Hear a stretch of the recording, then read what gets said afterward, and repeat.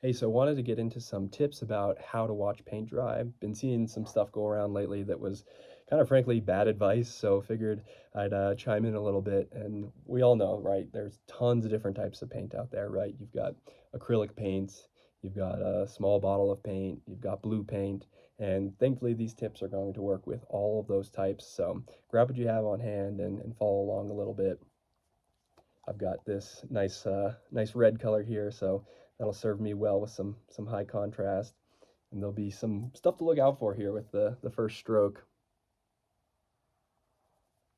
So you can see there we kind of got like a glossy starting point, and that's called wet paint, right? And then as the line continues, it kind of tapers off a little bit, and you get, thankfully, a dry spot already. So this is honestly like a perfect representation of the paint timeline, let's call it. You start off over here, that's your starting point, that's wet paint. And then as, time progresses along there, it dries on up and you get dry paint. And that's your goal, right? You want your painting to be finished, you want it to be dry. And each stroke along the way, kind of contributes to that, right? You move your wet zone down a little bit further, but you also move, your progress down a little bit further.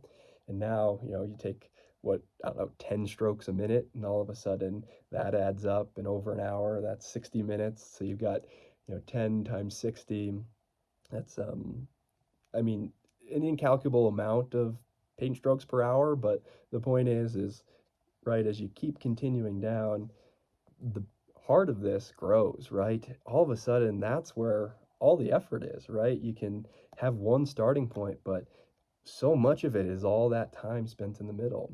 And you're working towards that end state, but let's be honest, the painting's probably going to look bad at the end. You're probably going to be unhappy with it. There are probably going to be things to improve on. That's all good. All the more reason that, the heart of it, you need to spend the attention there. Really, really dig in and look at that. That's the time where the value is. That's where your heart gets full. That's where the effort's well spent and, things happen. Not the flashy end, right? It's done. It's over. Paint's dry. Great. Good. Next, please. Like, come on.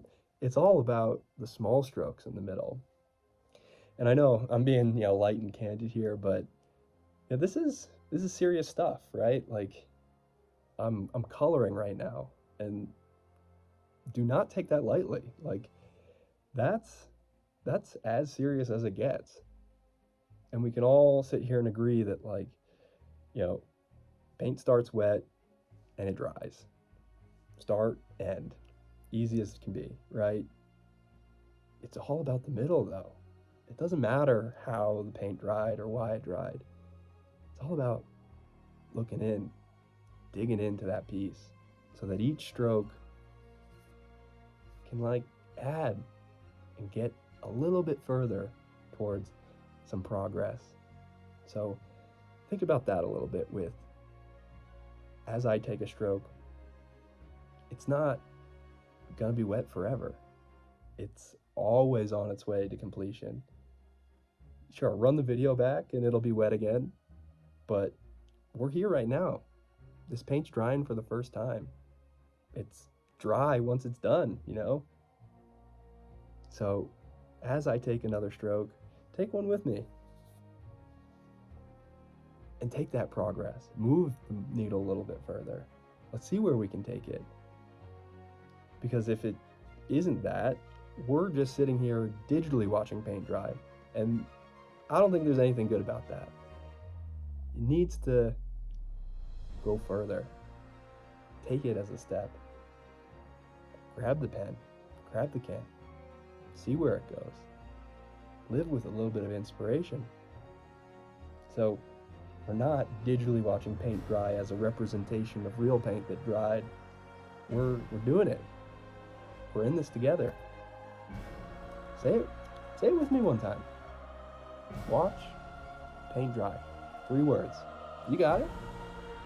Watch paint dry. Feels good. One more, come on. Watch paint dry. Watch paint dry. We got it. We solved it. The world's healed.